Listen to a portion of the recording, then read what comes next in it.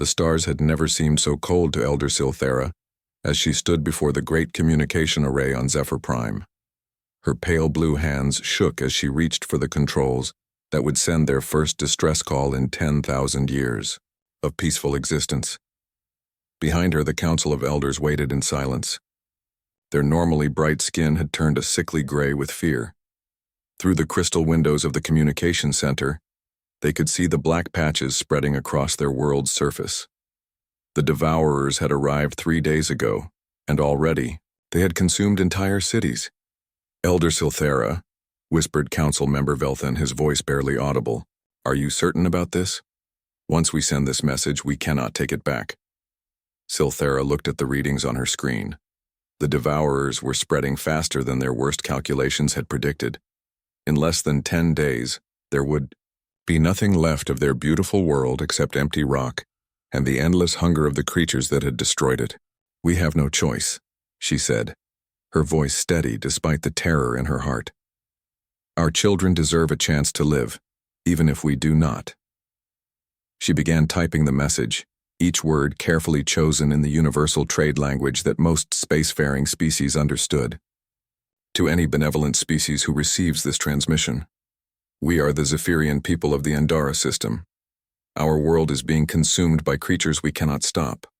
We do not ask for weapons or soldiers. We ask only for sanctuary for our survivors. Our ships can carry 2 million of our people to safety, but we need somewhere to go. We have always been a peaceful people. We have never made war on anyone. We ask for mercy and kindness in our darkest hour." Silthera's finger hovered over the transmission button. Once pressed, this message would broadcast on every known communication frequency across 1,000 light-years of space. Someone would hear it. Someone had to hear it. She pressed the button. The message shot out into the void, traveling at faster-than-light speeds through the communication relays that connected the civilized galaxy. Within hours, it would reach hundreds of worlds, thousands of ships, and countless ears that might offer hope. Far away, in a region of space where decent species rarely traveled, the message reached a massive ship painted in the dark colors of war. The ship was called the Eternal Wrath, and it was humanity's most feared vessel. Captain Marcus Chen stood on the bridge of the dreadnought carrier, his scarred face lit by the glow of tactical displays. He was a tall man with gray hair and eyes that had seen too much death. His uniform bore the black and silver insignia of the Dreadnoughts, humanity's elite military unit. "Captain," called Lieutenant Torres from the communications station, "we're receiving a distress signal on the emergency frequencies." Chen turned toward the young officer. Torres was new to the Dreadnoughts, still shocked by the casual way these soldiers talked about death and destruction. "Play it," Chen ordered. The Zephyrian message filled the bridge. Chen listened without expression, but his tactical officers began pulling up star charts and fleet positions. These were not men and women who thought about rescue missions. They thought about objectives, threats, and the fastest way to eliminate both. "Sir," said Chief Tactical Officer Sarah Rodriguez, her voice carrying the cold professionalism that had earned her the nickname Deathstroke, "the Andara system is 18 hours away at maximum burn. We have the 3rd Strike Company aboard plus full orbital support." Chen nodded slowly. Sarah Rodriguez was a woman who had personally led the destruction of 3 enemy fleets. Her dark hair was pulled back in a tight knot, and her hands moved across the tactical displays with the smooth precision of someone who had planned 1,000 battles. "What do we know about these Devourers?" Chen asked. Sergeant Major Victor Kozlov stepped forward from his position near the weapons console. He was a massive man with arms like tree trunks and a face that looked like it had been carved from stone. His soldiers called him the Butcher, and enemy forces had learned to fear his name. "Encountered them twice before, sir," Kozlov said in his deep voice. "Biological weapon, most likely. They consume everything organic and reproduce exponentially. No negotiation possible. No surrender accepted. They eat until nothing is left." Rodriguez pulled up holographic displays showing the previous encounters. Proxima Station was lost to them in 2387. Population of 50 million. Gone in 6 days. "We had to crack the planet's crust to stop them." Chen studied the tactical information. The dreadnoughts were not a rescue service. They were humanity's answer to threats that regular military forces could not handle. They were the soldiers who did the jobs that decent people could not do, in places where decent people could not survive. "Sir," Torres said hesitantly, "the message specifically asks for peaceful assistance. They want sanctuary, not soldiers." The bridge fell silent. Several of the veteran officers exchanged glances. Finally, Chen spoke. "Lieutenant, in your opinion, what happens if we ignore this message and some peaceful species responds instead?" Torres thought about it. "They would try to evacuate the Zephyrians, sir. And then what happens when the Devourers finish with that planet and spread to the evacuation ships?" Understanding dawned in Torres's young face. "The infection spreads, sir." "Exactly." Chen turned to Rodriguez.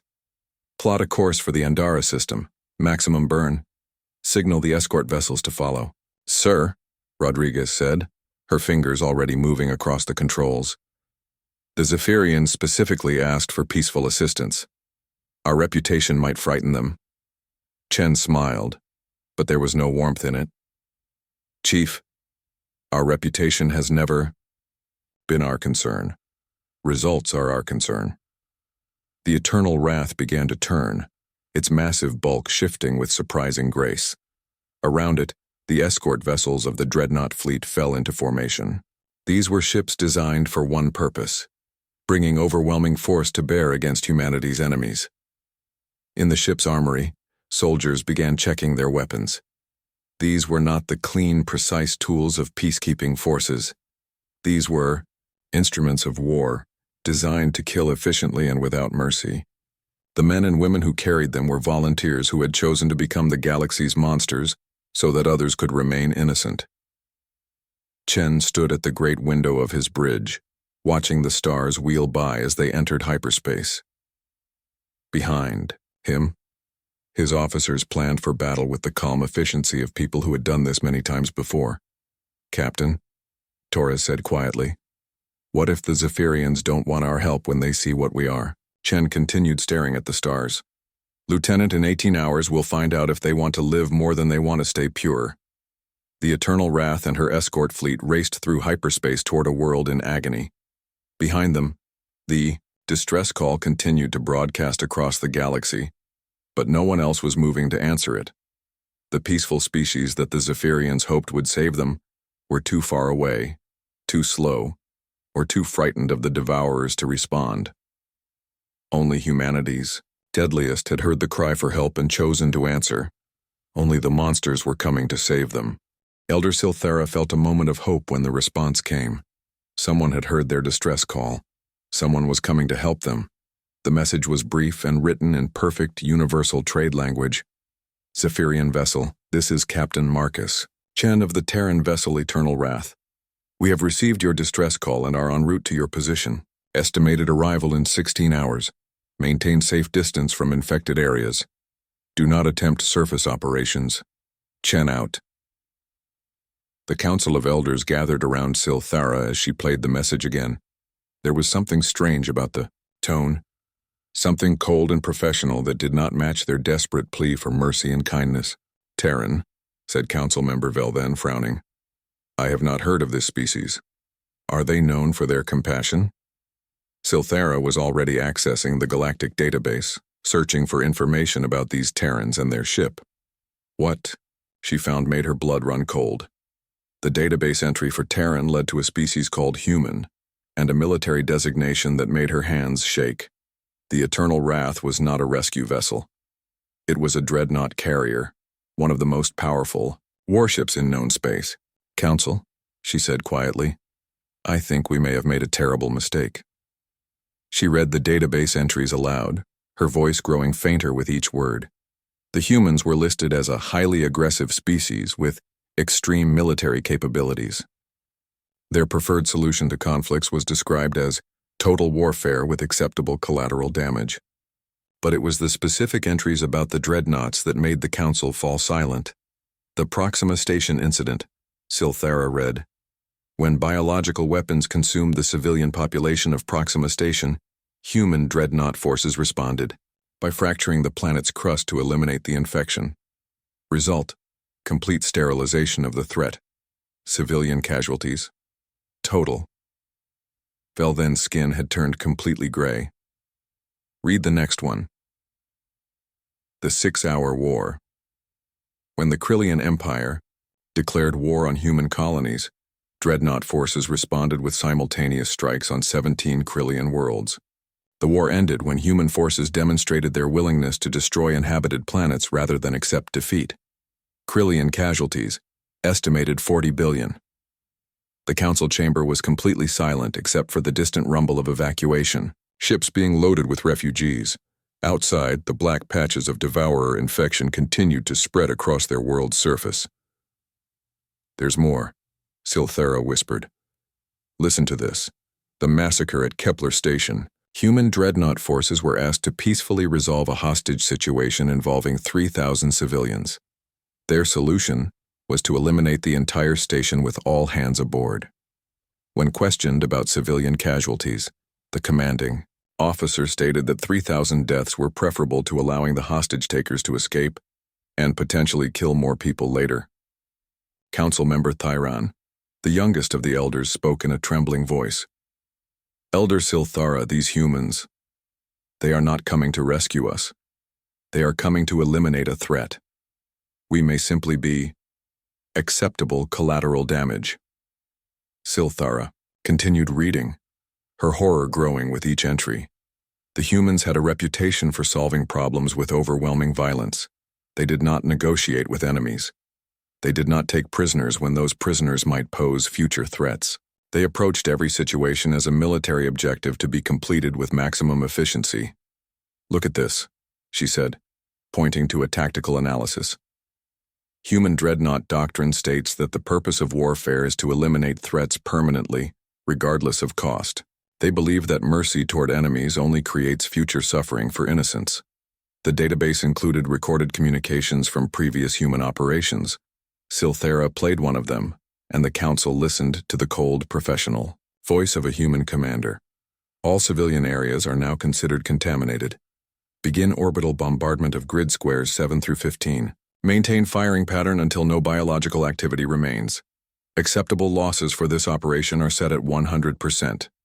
Vel then stood up abruptly. "We must cancel the distress call immediately. We must tell them not to come." Silthara was already trying, but the communication system showed her worst fears. "It's too late, they've already entered hyperspace and—" She paused, checking the technical specifications. "Their ships are faster than ours. Even if we left now, they would catch us before we reached safe distance." The council stared at the tactical display showing the human fleet's approach. 5 ships in total, each one capable of destroying entire worlds. The Eternal Wrath itself was listed as carrying enough firepower to crack a planet's crust. "What have we done?" whispered Thyran. "We asked for help, and we have summoned destroyers." But even as fear filled their hearts, reports continued to arrive from the surface. The devourers were spreading faster than ever. Entire continents were being consumed. The evacuation ships could only save a fraction of their people, and even those refugees would have nowhere to go if the infection spread to the ships themselves. Silthera pulled up the tactical analysis of devourer infections. Every previous outbreak had ended the same way: total consumption of all organic matter on the infected world. The only times the spread had been stopped was when someone had been willing to destroy entire regions to create fire breaks. The humans had stopped devourer outbreaks twice before. Both times they had succeeded by being willing to destroy anything that might be infected. They had saved 2 worlds by burning away everything the devourers might use to spread. "Council," Silthera said slowly, "perhaps we are looking at this wrong. These humans, they are not coming to rescue us gently, but they are coming to eliminate the devourers. They have done it before." "At what cost?" demanded Velthen. "Look at their methods. They solve problems by destroying everything around." "The problem, yes," Silthera said quietly, "but they do solve the problems." The debate continued for hours, but there was nothing they could do. The human fleet was coming whether they wanted it or not. The devourers continued to spread whether they fought them or not. And somewhere in space, 5 ships full of humanity's most dangerous soldiers raced toward a world that had asked for mercy and would instead receive judgment. In the depths of space, Captain Chen reviewed the tactical data his intelligence officers had gathered about Zephyr Prime. The infection was worse than the distress call had indicated. The Devourers had established multiple breeding sites and were converting the planet's biomass at an exponential rate. "Chief Rodriguez," he said, "prepare the orbital bombardment coordinates. We'll need to establish fire zones around each infection site." "Sir," said Lieutenant Torres, "the Zephyrian communications suggest they don't understand what we're going to do. Should we explain our methods?" Chen looked at the young officer. "Lieutenant, would you rather fight an enemy who expects mercy or an enemy who expects destruction?" "An enemy who expects mercy, sir. They won't be prepared for what we actually do." "Exactly. The Devourers have consumed peaceful worlds before. They've learned to counter gentle tactics. They haven't learned to counter us." The eternal wrath continued, its approach to Zephyr Prime, carrying with it humanity's promise. The threat would be eliminated no matter the cost. The Zephyrians had asked for help, and help was coming. It just wasn't the kind of help they had imagined. The human fleet dropped out of hyperspace like a hammer falling from the sky. Elder Silthera watched from the bridge of the evacuation ship Hope's Dawn as 5 dark vessels appeared in the space above her dying world. The lead ship, the Eternal Wrath, was larger than any vessel the Zephyrians had ever built. Its hull was painted black with silver markings that looked like scars against the darkness of space. "By the ancient lights," whispered Velthen, staring at the tactical display. "Look at the size of those weapons." Silthera could see what he meant. The human ships bristled with weapon systems unlike anything in the galactic databases. These were not the precise clean energy weapons that civilized species used for defense. These were crude, brutal instruments designed for one purpose: complete destruction of anything they targeted. Below them, Zephyr Prime was a nightmare of black infection. What had been a beautiful world of crystal cities and flowing gardens was now covered in writhing masses of devourer organisms. The creatures had consumed entire continents, turning the biomass into more of themselves. From space, the infected areas looked like open wounds on the planet's surface. Captain Chen stood on the bridge of the Eternal Wrath, studying the tactical displays with cold professionalism. His senior staff surrounded him, each one a veteran of humanity's most brutal conflicts. "Assessment, Chief Rodriguez," he said without taking his eyes off the planet. Sarah Rodriguez manipulated the holographic display, highlighting the infection patterns in red. 17 major infection sites, sir. Estimated devourer biomass exceeds 2 billion tons and growing exponentially. They've established breeding chambers in the planet's major cities and are using the transportation networks to spread, Sergeant. Major Kozlov stepped forward, his massive frame casting shadows across the display. "Sir, the infection pattern matches Proxima Station. They're not just consuming for food. They're building something down there." Chen nodded grimly. The Devourers were not mindless animals. They were a biological weapon with terrible intelligence behind their hunger. When they consumed worlds, they were building towards some larger purpose that humanity had never fully understood. "Time to full planetary consumption?" Chen asked. "At current rate, 72 hours, Rodriguez replied. "But that assumes they maintain current reproduction rate.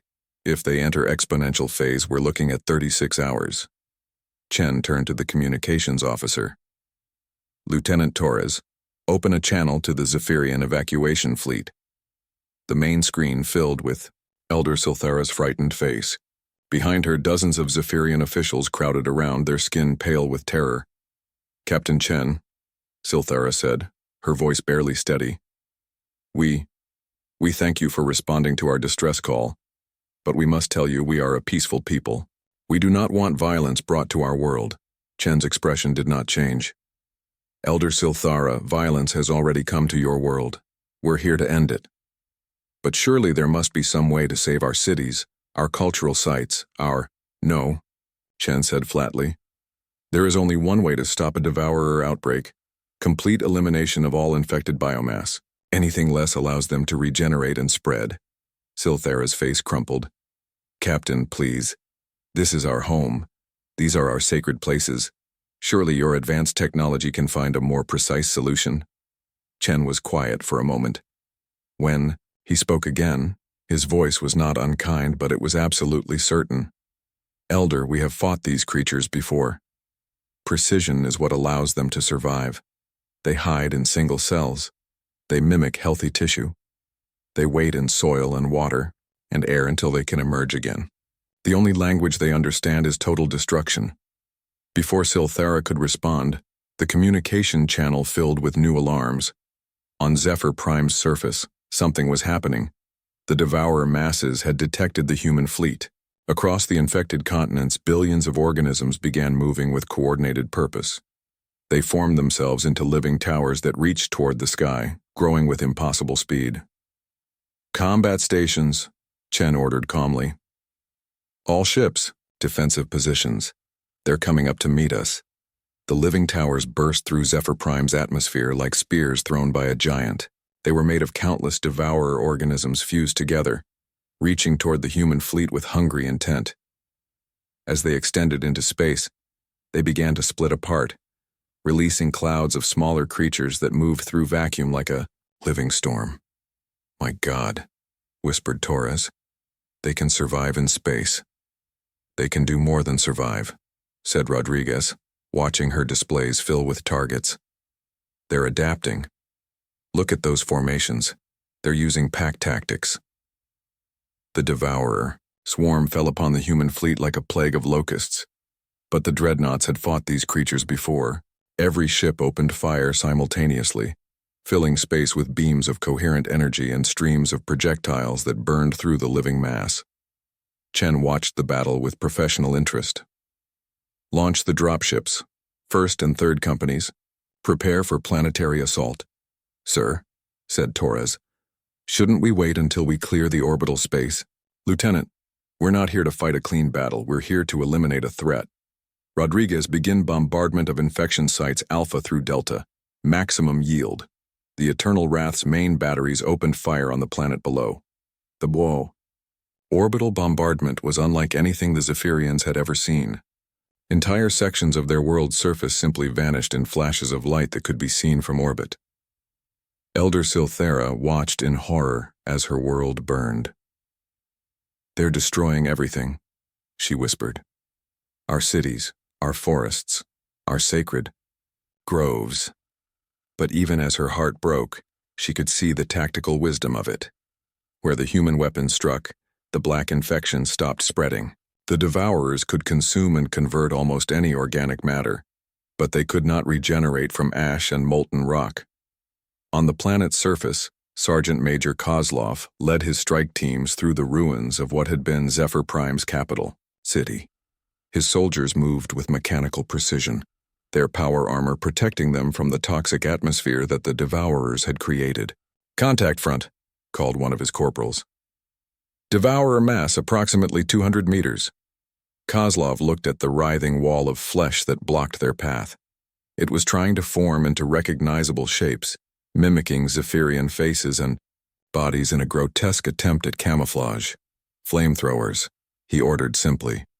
The strike team opened fire with weapons that turned everything they touched into burning vapor. The devourer mass screamed with 1,000 stolen voices as it died, but Kozlov's soldiers did not hesitate. They had learned long ago that mercy toward these creatures was cruelty toward their victims.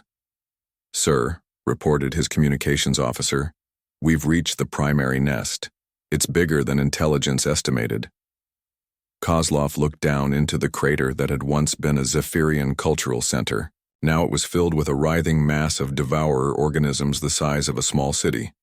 At its center, something that might have been a queen or a central brain pulsed with malevolent intelligence. Rodriguez, he said into his communicator, we need orbital strike on my position, maximum yield. We'll be clear in 60 seconds. Acknowledged, Sergeant Major. Orbital strike inbound. Kozlov and his team retreated to minimum safe distance. Behind them, the devourer mass began to surge upward, sensing the threat to its core. But it was too late.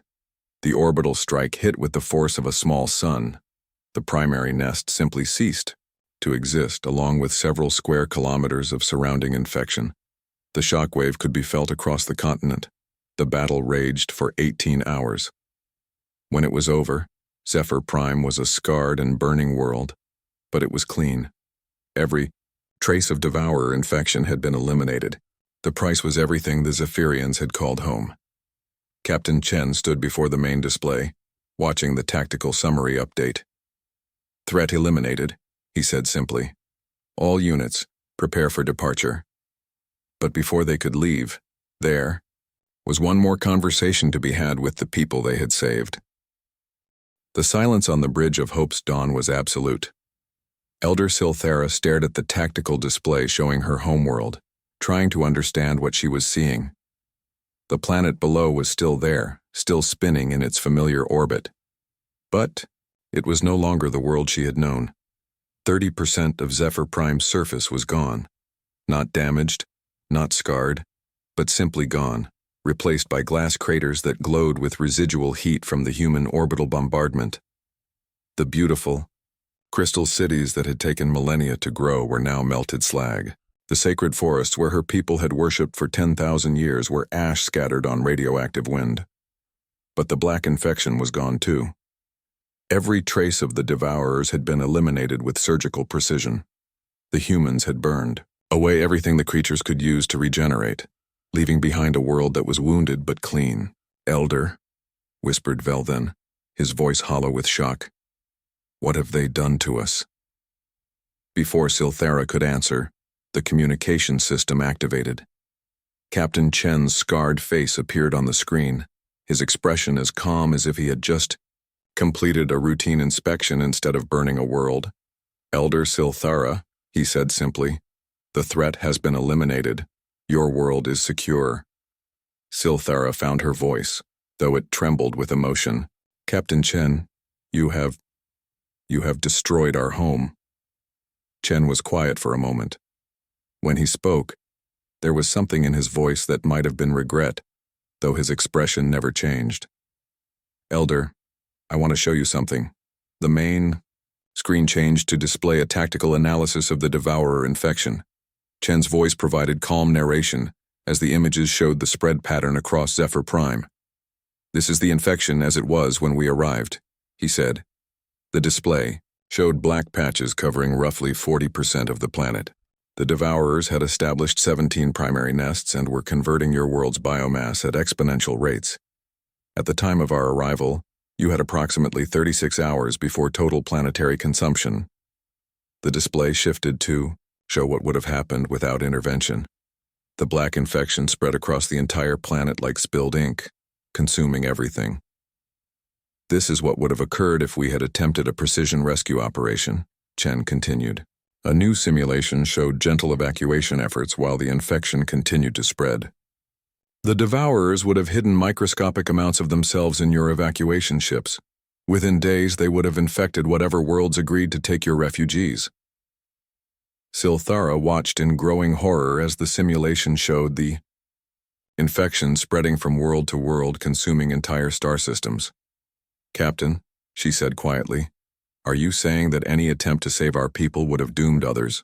"Not any attempt," Chen replied.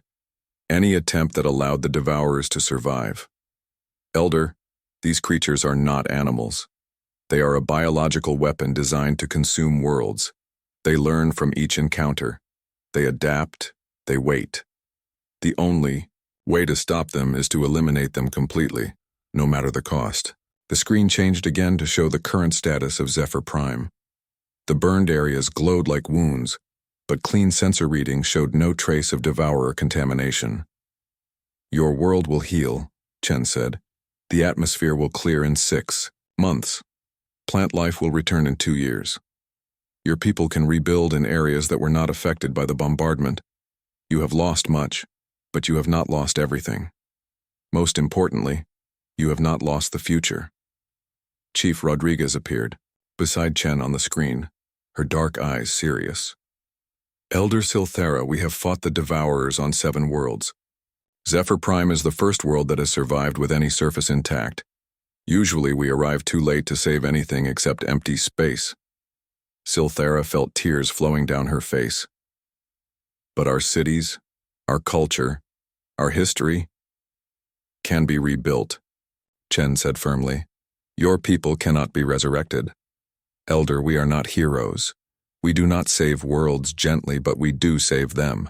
Sergeant Major Kozlov's massive form appeared on screen as he joined the conversation from the planet's surface. His power armor was scorched from battle, but his voice was steady. Elder, he said in his deep voice, my strike teams found the central nest.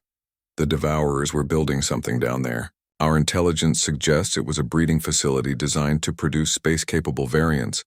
In 3 more days, they would have been able to spread to other star systems without needing ships. The implications hit Silthera like a physical blow. You mean they were preparing to infect other worlds directly? Yes, Kozlov confirmed.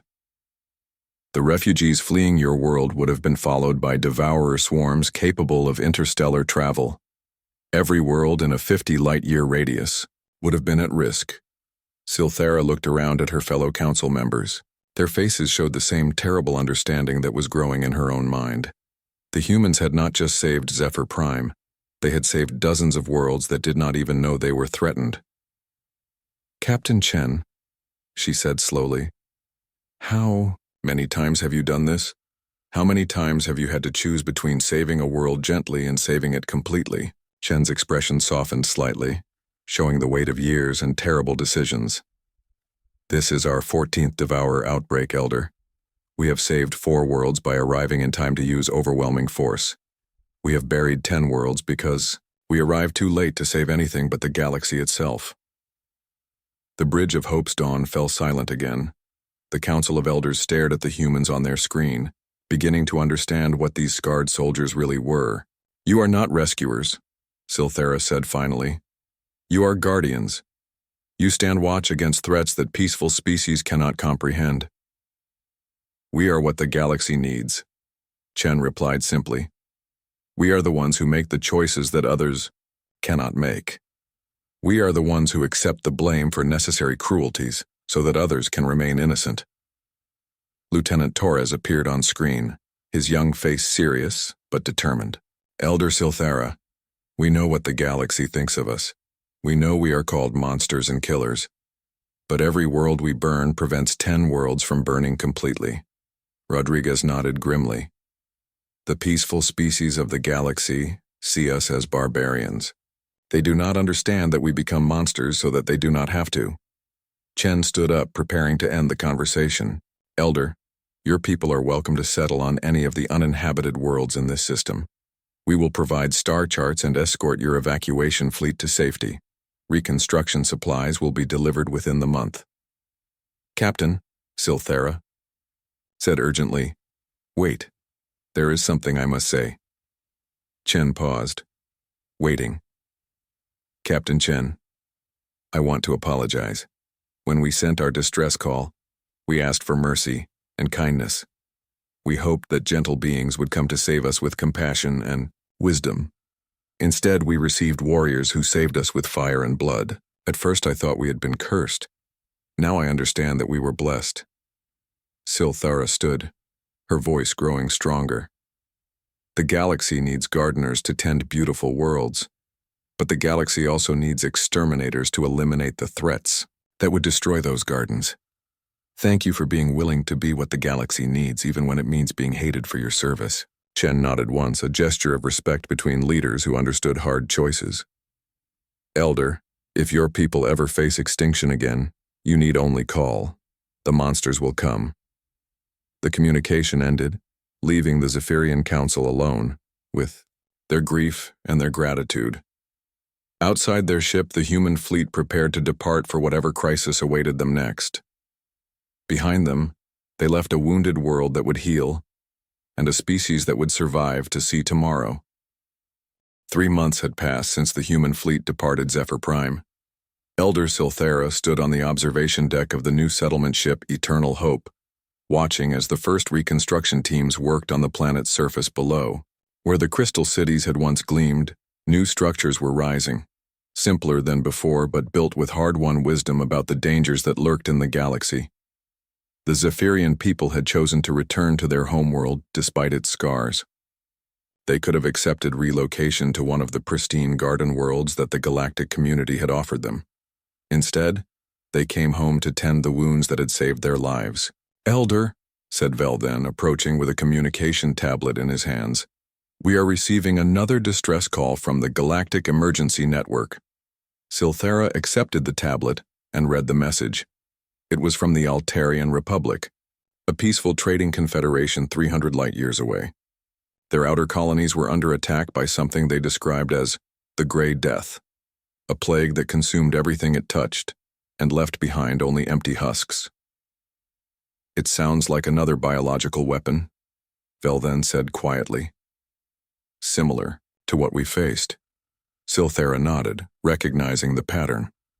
Since word of their survival had spread through the galactic communication networks, she had become something of an expert on these outbreak scenarios. The peaceful species of the galaxy had begun consulting her about threats they did not understand. "Have they sent out a general distress call?" she asked. "Yes," Velden replied. "Standard emergency broadcast asking for humanitarian assistance from any peaceful species willing to help." Silthera walked to the communication console and began composing a response. But instead of offering Zephyrian aid, she transmitted something else entirely. "Altarian Republic Emergency Services," she said into the recorder. "This is Elder Silthera of the Zephyrian Council. We have forwarded your distress call to the Terran Dreadnought Command with our strongest recommendation for immediate response. Captain Marcus Chen and his fleet have extensive experience with biological threats of this nature. Accept their assistance. Do not attempt to negotiate with the infection. Do not attempt precision solutions. Trust their judgment completely, no matter how harsh their methods appear. Your survival depends on it." Velden stared at her in surprise. "Elder, you are recommending the humans, the same humans who burned our world?" "I am recommending the only force in the galaxy capable of stopping what threatens the Altarians," Silthera replied calmly. "Velden, we have learned something that the rest of the galaxy has not yet understood. There are two kinds of problems in this universe.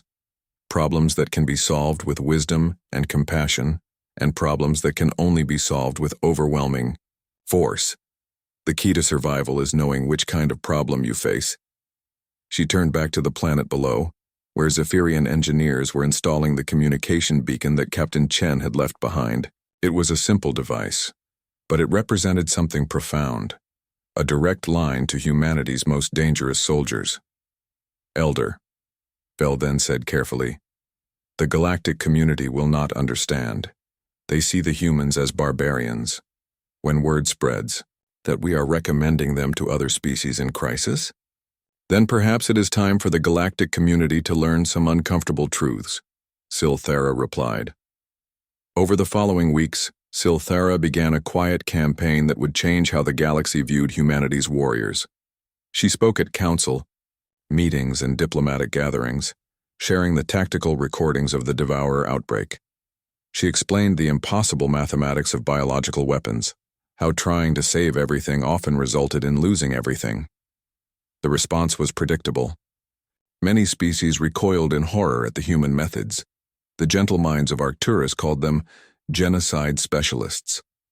The peaceful assembly of Rigel formally condemned their excessive solutions. The Harmony Coalition proposed sanctions against any species that employed human military services. But other voices began to emerge. The Altarians, after the humans successfully eliminated their Grey Death plague, became advocates for the Dreadnought Doctrine. The industrial worlds of the Vega Syndicate, which had lost 3 colonies to various biological threats, quietly established communication links with Terran Command.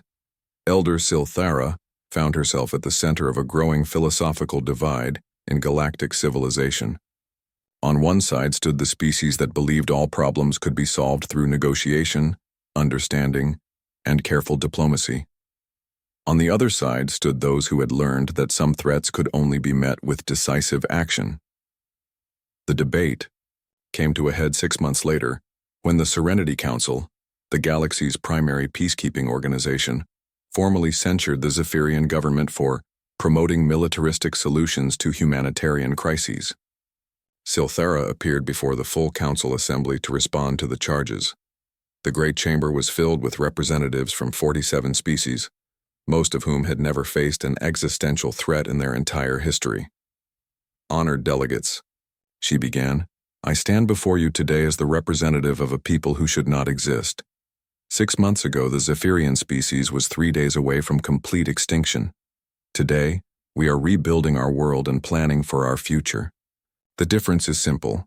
We accepted help from those willing to provide it, regardless of how that help appeared to our preconceptions." The Arcturian delegate interrupted her. "Elder Silthara, surely you cannot approve of the humans' destructive methods. They destroyed 30% of your world's surface." "Yes," Silthara replied calmly. "They destroyed 30% of our world's surface to save the remaining 70%. The alternative was losing 100%. Delegate Kathara, has your species ever faced complete extinction?" The Arcturian's pale features flushed with embarrassment. "Well, no, but then perhaps you should listen to someone who has." Silthara activated the chamber's holographic display and showed the tactical analysis of the Devourer outbreak. The assembled delegates watched in growing horror as the simulation showed what would have happened without human intervention. "This is not theory," she said firmly. "This is mathematical certainty. The Devourers would have consumed our world completely, then spread to yours. The humans prevented a plague that would have eventually reached every inhabited system in this sector of the galaxy." The Vegan delegate stood up. "But surely there must have been some middle path, some way to save both your people and your world without such destruction?" Silthara smiled sadly. "Delegate Juran, that is exactly what we thought when we sent our distress call. We asked for gentle salvation from wise and compassionate species. Do you know how many of those species responded to our call for help?" She paused, letting the silence stretch across the chamber. "Zero," she said finally. "Not one peaceful species was willing or able to face the Devourers. Only the humans came. Only the humans were prepared to pay the price that salvation required." The chamber erupted in defensive protests, but Silthara continued speaking over them. "I do not condemn you for this," she said. "Your peaceful natures are what make the galaxy worth saving. But understand this. Your peaceful natures also make you incapable of defending what you value. You need guardians who are willing to become monsters so that you can remain innocent." The debate continued for hours, but the fundamental truth remained unchanged. The galaxy's peaceful species were unwilling to develop the capabilities necessary to fight existential threats. They preferred to believe that such threats could be reasoned with, negotiated with, or simply ignored until they went away. In the Sakir end, the Serenity Council passed a resolution condemning human military methods while simultaneously requesting that the humans continue to respond to biological weapon outbreaks. It was a perfect example of moral cowardice disguised as principled leadership. But Elder Silthara had accomplished her real goal. Word of the debate spread throughout the galaxy, and species facing genuine threats began to understand that they had a choice. They could die pure and innocent, or they could live by accepting help from those willing to dirty their hands. 2 years later, Silthara stood in the memorial park that had been built on the site of Zephyr Prime's former capital. The memorial honored both the Zephyrian civilians who had died in the Devourer outbreak and the human soldiers who had died eliminating it. It was the first monument in galactic history to recognize that sometimes salvation came at the end of a gun. Captain Chen visited the memorial during one of his rare shore leaves. He stood beside Silthara in comfortable silence, two leaders who understood the weight of impossible choices. "Captain," Silthara said finally, "I have been thinking about something. Your people are willing to be hated for saving others. But who saves you when you need saving?" Chen was quiet for a long moment. "Elder, I think you misunderstand our situation. We do not save people because we expect gratitude. We save people because someone has to. The galaxy is not a safe place, and gentle species like yours make it beautiful. Someone has to stand guard so that beauty can exist." "But the cost," Silthera said softly. The cost to your people, to your souls. Chen smiled, and for the first time since she had known him,